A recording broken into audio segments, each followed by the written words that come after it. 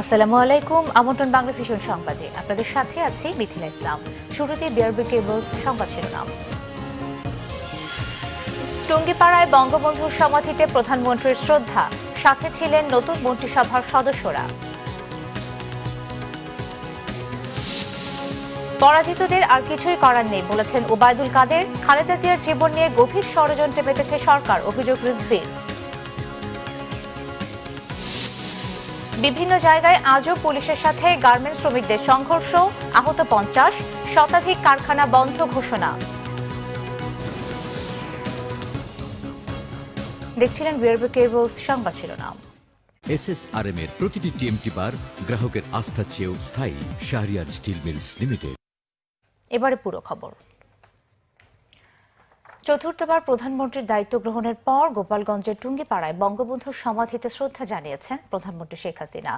দুপুর 12টার পর টুঙ্গিপাড়া পৌঁছান প্রধানমন্ত্রী শেখ হাসিনা ও তার ছোট বোন শেখ রেহানা। এরপর জাতির জনক বঙ্গবন্ধু শেখ মুজিবুর রহমানের সমাধিতে শ্রদ্ধা জানান তারা। শ্রদ্ধা নিবেদন শেষে সমাধি প্রাঙ্গণে কিছু সময় নীরবে দাঁড়িয়ে থাকেন শেখ হাসিনা ও শেখ রেহানা। সশস্ত্র বাহিনীর সম্মান জানানো শেষে বঙ্গবন্ধুর বিদেহী আত্মার মাগফিরাত কামনা করে বিশেষ দোয়ায় অংশ নেন প্রধানমন্ত্রী শেখ হাসিনা ও তার ছোট বোন। বেলা 1:30টার পর নতুন মন্ত্রী পরিষদ সদস্যদের সাথে নিয়ে আবারও বঙ্গবন্ধুর সমাধিতে শ্রদ্ধা জানান প্রধানমন্ত্রী শেখ হাসিনা। এ সময় উপস্থিত ছিলেন আওয়ামী লীগের সাধারণ সম্পাদক ওবায়দুল কাদের সহ কেন্দ্রীয় নেতারা।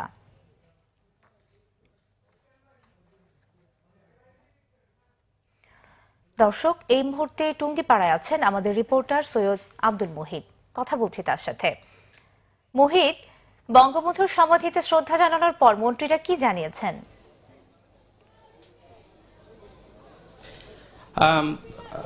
মিথিলা, আপনাকে জানিয়ে রাখি যে কিছুক্ষণ আগে যে নবগঠিত মন্ত্রিসভা, সেই মন্ত্রিসভা বঙ্গবন্ধু শেখ মুজিবুর রহমান অর্থাৎ জাতির পিতা বঙ্গবন্ধু শেখ মুজিবুর রহমানের সমাধিতে শ্রদ্ধা নিবেদন করেছেন।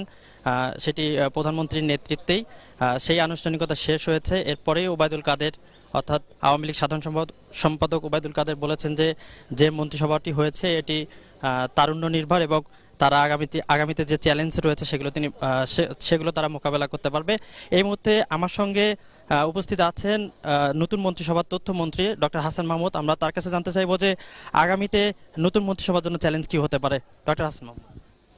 দেখুন, মাননীয় প্রধানমন্ত্রী শেখ হাসিনা অতীতে সমস্ত চ্যালেঞ্জ মোকাবেলা করে বাংলাদেশকে স্বল্পোন্নত দেশ থেকে মধ্যমায়ের দেশে উন্নীত করেছেন।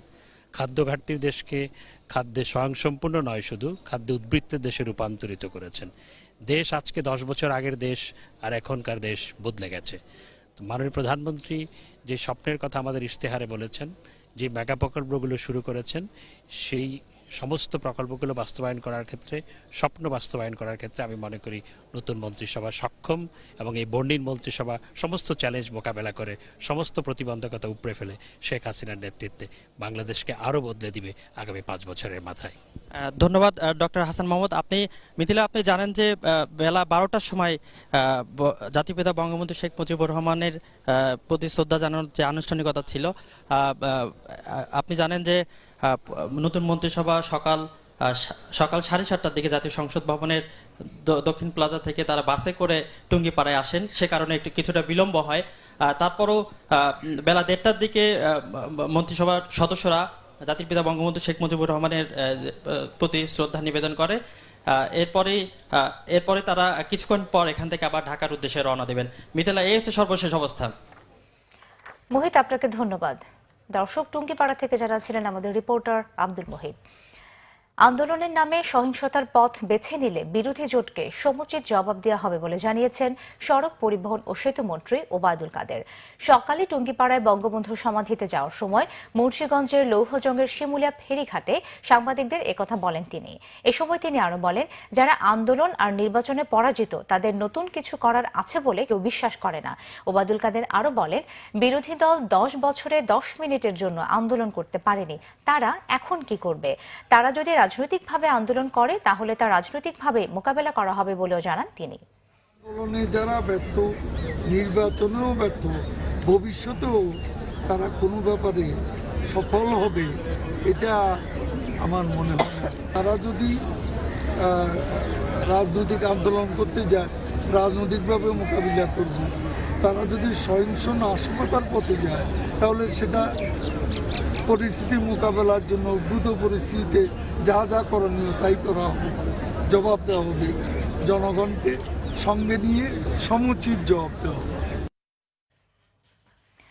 বিএনপির সিনিয়র যুগ্ম মহাসচিব রুহুল কবির রিজভী অভিযোগ করেছেন, বেগম খালেদা জিয়ার জীবন নিয়ে গভীর ষড়যন্ত্রে লিপ্ত সরকার। নয়াপল্টনে দলীয় কার্যালয়ে সংবাদ সম্মেলনে তিনি এই অভিযোগ করেন। রিজভী বলেন, বেগম খালেদা জিয়ার জামিন বাধাগ্রস্ত করছে সরকার।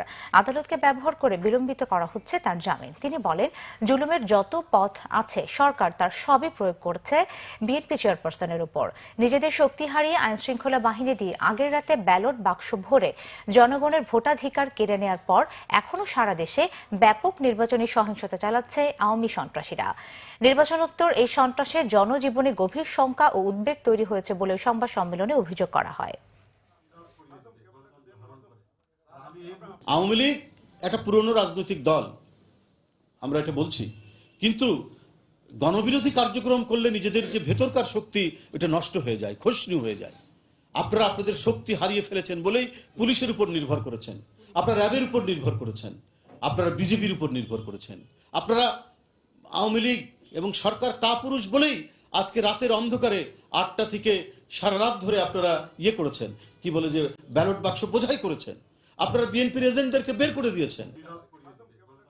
নিরাপদে ফিরুক আপনার কাছের মানুষ। অশোক লেল্যান্ড, এটি ইফাদ অটোস লিমিটেডের পণ্য। বেতন বাড়ানোর দাবিতে আজও সাভার ও আশুলিয়ায় বেশ কয়েকটি পোশাক কারখানার শ্রমিকদের সাথে পুলিশের ব্যাপক সংঘর্ষ হয়েছে। ধাওয়া পাল্টা ধাওয়া ও গোলাগুলিও হয়েছে। এই ঘটনায় অন্তত 50 জন আহত হয়েছে। এদিকে সাভার, আশুলিয়া ও গাজীপুরের শতাধিক কারখানা তাৎক্ষণিকভাবে বন্ধ ঘোষণা করেছে মালিকপক্ষ। প্রত্যক্ষদর্শী ও শ্রমিকরা জানায়, সকালে বেতন বাড়ানোর দাবিতে সাভারের উলাইল ও আশুলিয়ার কাঠগড়া এলাকায় বেশ কয়েকটি পোশাক কারখানার শ্রমিকরা চতুর্থ দিনের মতো বিক্ষোভ মিছিল বের করে। এক পর্যায়ে শ্রমিকরা পুলিশের উপর ইটপাটকেল নিক্ষেপ পড়লে তাদের সাথে পুলিশের ব্যাপক সংঘর্ষ, ধাওয়া পাল্টা ধাওয়া ও গুলির ঘটনা ঘটে। এ সময় পুলিশ সহ অন্তত 30 জন আহত হয়। পরিস্থিতি নিয়ন্ত্রণে আনতে পুলিশ শ্রমিকদের উপর টিয়ারশেল ও কাঁদানে গ্যাস ছোড়ে। পরে সাভারের পোশাক কারখানাগুলোর সামনে বিজিবি মোতায়েন করা হয়। এদিকে সাভারে অন্তত 12টি কারখানা তাৎক্ষণিকভাবে বন্ধ ঘোষণা করা হয়। অন্যদিকে সকালে বাইপাইল আবদুল্লাপুর মহাসড়কের আশুলিয়া নরসিংহপুর এলাকা প্রায় 1 ঘণ্টা অবরোধ করে রাখে বিক্ষুব্ধ শ্রমিকরা। এছাড়া একই দাবিতে ঢাকার ধামরাই কালামপুর এলাকার একটি তৈরি পোশাক কারখানার শ্রমিকরা ঢাকা আরিচা মহাসড়ক প্রায় 1 ঘণ্টা অবরোধ করে রাখে। ফলে দুটি সড়কেই তীব্র যানজট তৈরি হয়েছে। এতে চরম দুর্ভোগে পড়েছেন যাত্রীরা।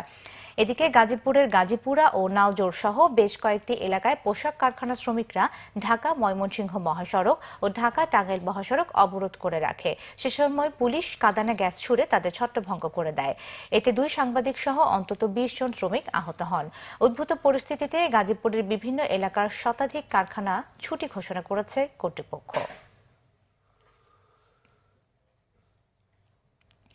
এদিকে রাজধানীর কালশীতে সকাল 9টা থেকে 12:30 পর্যন্ত রাস্তা অবরোধ করেছে গার্মেন্টস শ্রমিকরা। কোনো আশ্বাস নয়, দাবি আদায় না হওয়া পর্যন্ত আন্দোলন চলবে বলে জানিয়েছে তারা। শ্রমিকদের অভিযোগ, সরকার ও মালিক পক্ষ বারবার আশ্বাস দিলেও তা বাস্তবায়ন হচ্ছে না। উল্টো শ্রমিকদের উপর নির্যাতন ও বেতন ভাতা সহ সব সুযোগ সুবিধা কমানো হয়েছে। বেতন কাঠামো ঠিক করা, মাতৃকালীন ছুটি 6 মাস করা, টিফিন বিল বাড়ানোর দাবি জানানো হয় অবরোধ থেকে। দাবি মানা না হলে কঠোর আন্দোলন গড়ে তোলার হুঁশিয়ারও দেয় তারা।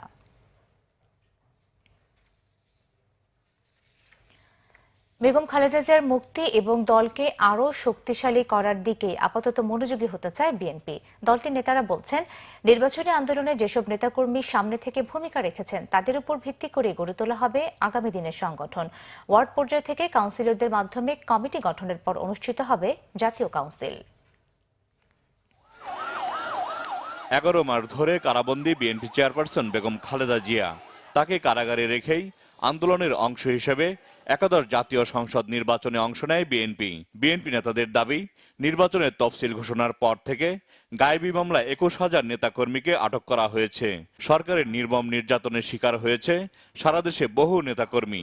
এমন পরিস্থিতিতে 30 ডিসেম্বর নির্বাচনের পর আবারও ঘুরে দাঁড়াতে চায় বিএনপি। এজন্য দলকে আরো ঢেলে সাজানোর পরিকল্পনার কথা জানান বিএনপি নেতারা। আমরা তো কাউন্সিল করব, এইবার তো আমরা দেখলাম কারা সত্যিকারের কর্মী। তিক্ত অবস্থার মধ্যে যারা শেষ পর্যন্ত নির্বাচনে ছিল, নির্বাচন করেছে, তাদের উপরে ভিত্তি করে নতুন সংগঠন তৈরি করা হবে এবং সেটা আমরা তৃণমূল পর্যায় থেকে করব।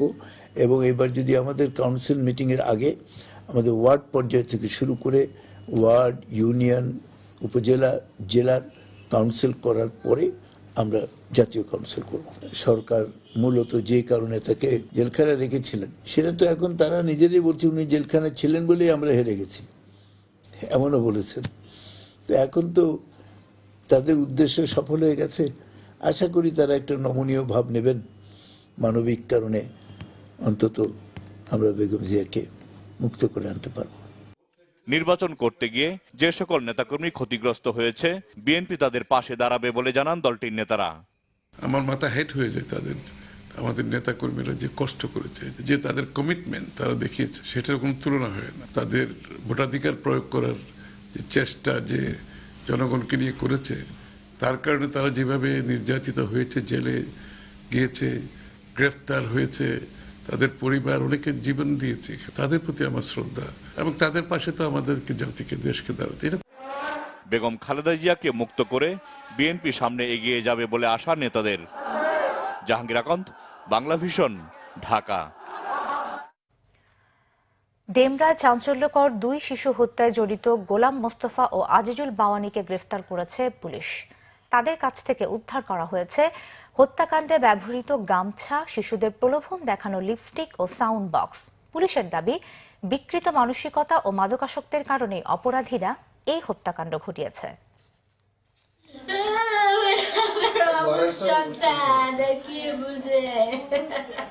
রাজধানীর ডেমরায় গত 7 জানুয়ারি প্রতিবেশী এক ব্যক্তির ফ্ল্যাট থেকে ফারিয়া আক্তার দোলা ও নুসরাত জাহানের লাশ উদ্ধার করে পুলিশ।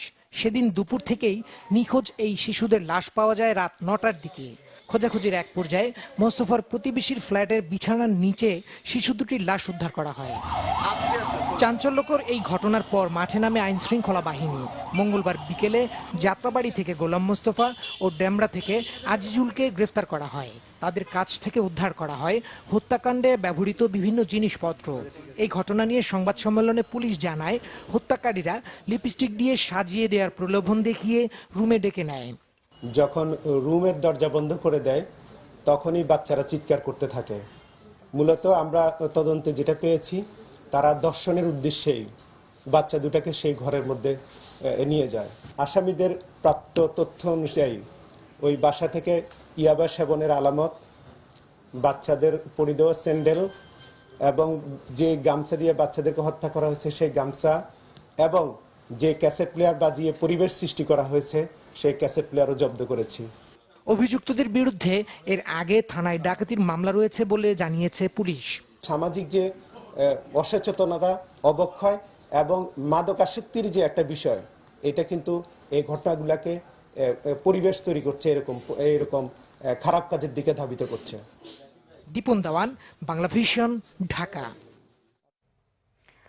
নিচে সিবিসি টাইলস সংবাদ বিরতি, সাথেই থাকুন, এরপর জানিয়ে ফিরছি।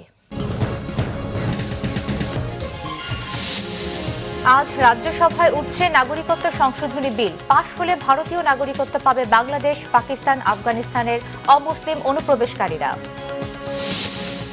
বিপিএলে চলছে চিটাগাং সিলেট ম্যাচ। ওয়ার্নার আফিফ পুরানের ব্যাটে 168 রানের চ্যালেঞ্জিং স্কোর ওয়ার্নারদের।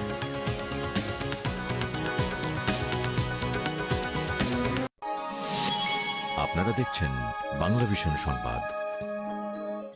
জীবনখানা 16 আনাই মিছিল। ওই রূপ হেরিয়ে দর্পণে, হে ওই রূপ দয়াল মুর্শিদ যার সখা। রফিকুল ইসলাম ফারুকের প্রযোজনায় এসিআই ফানকেক এবং ক্লাসের বাইরে দেখবেন রবিবার সন্ধ্যে 6:05 কত যে কথা ছিল তোমারে পারিনি যে। বাংলা গানের পাশাপাশি পৃথিবীর বিভিন্ন ভাষার নান্দনিকতায় সমৃদ্ধ সব গান নিয়ে বৈঠকি গানের আসর, গানে গানে দেশে দেশে। বাংলা ভিশন সংবাদ।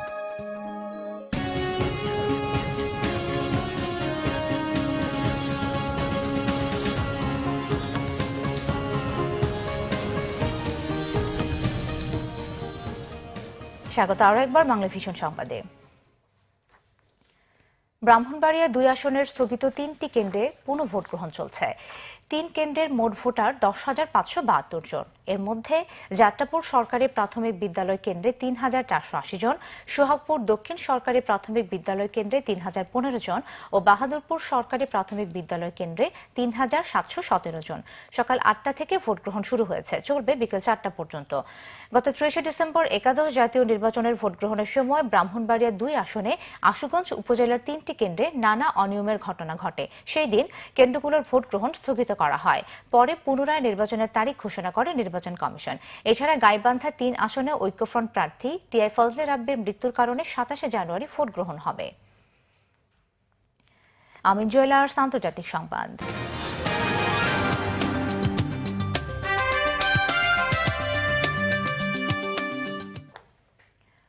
ভারতের লোকসভায় পাশ হওয়া জাতীয় নাগরিকত্ব সংশোধনী বিল আজ তোলা হচ্ছে রাজ্যসভায়।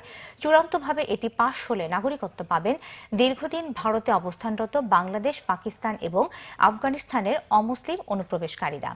কংগ্রেস সহ কয়েকটি দলের বিরোধিতার মুখে মঙ্গলবার রাতে লোকসভায় এই বিলটি পাশ হয়।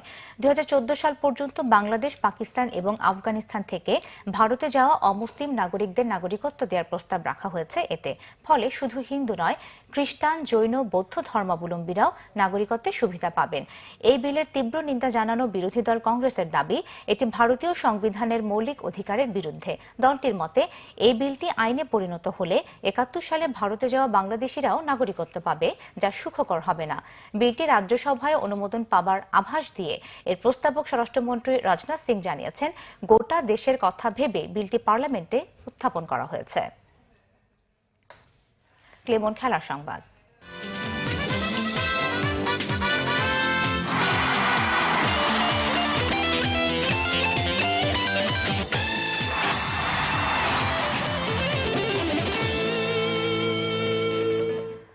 বিপিএল টি20 ডেভিড ওয়ার্নার ও আফিফ হোসেনের ব্যাটে বিপর্যয় কাটিয়ে নিকোলাস পুরানের বিধ্বংসী ব্যাটিংয়ে বিপিএল চিটাগাং ভাইকিংসকে 169 রানের চ্যালেঞ্জিং টার্গেট দিয়েছে সিলেট সিক্সার্স। কিছুক্ষণ পর জবাব দিতে নামবে মুশফিকের দল। ব্যাটিংয়ে নেমে ইনিংসের দ্বিতীয় বলে উইকেট হারায় সিলেট। কোনো রান না করে দক্ষিণ আফ্রিকার পেসার রবি ফ্রাইলিংকে শিকার হন লিটন দাস। নাসির হোসেন এসে হতাশ করেন 3 রানে আউট হয়ে। ইনিংসের দ্বিতীয় ওভারে তাকে ফেরত পাঠান অফ স্পিনার নাইম হাসান। পরের ওভারে ফ্রাইলিং রানের খাতা খোলার সুযোগ দেননি সাব্বির হোসেনকে। 6 রানে 3 উইকেট হারানো সিলেটের বিপর্যয় সামাল দেন ওয়ার্নার ও আফিফ। চতুর্থ উইকেটে যোগ করেন তারা 71 রান। আফিফ 28 বলে 45 করে আউট হওয়ার পর ওয়ার্নার হাফ সেঞ্চুরি তুলে 7 করে ফেরেন 47 বলে 59 করে। এরপর নিকোলাস পুরানের 32 বলে অপরাজিত 52 রানে সিলেটের স্কোর পৌঁছায় 5 উইকেটে 168-তে। বিপিএল সিজন 6-এ নিজেদের প্রথম ম্যাচে চিটাগাং 3 উইকেটে রংপুরকে হারালেও সিলেট 4 উইকেটে হেরে যায় কুমিল্লার কাছে। সংবাদ শেষ করব বিআরবি কেবল শিরোনামগুলো আরো একবার জানিয়ে। টুঙ্গিপাড়ায় বঙ্গবন্ধুর সমাধিতে প্রধানমন্ত্রীর শ্রদ্ধা, সাথে ছিলেন নতুন মন্ত্রিসভার সদস্যরা। পরাজিতদের আর কিছুই করার নেই বলেছেন ওবায়দুল কাদের। খালেদা জিয়ার জীবন নিয়ে গভীর ষড়যন্ত্রে মেতেছে সরকার, অভিযোগ রিজভির। বিভিন্ন জায়গায় আজও পুলিশের সাথে গার্মেন্টস শ্রমিকদের সংঘর্ষ, আহত 50, শতাধিক কারখানা বন্ধ ঘোষণা।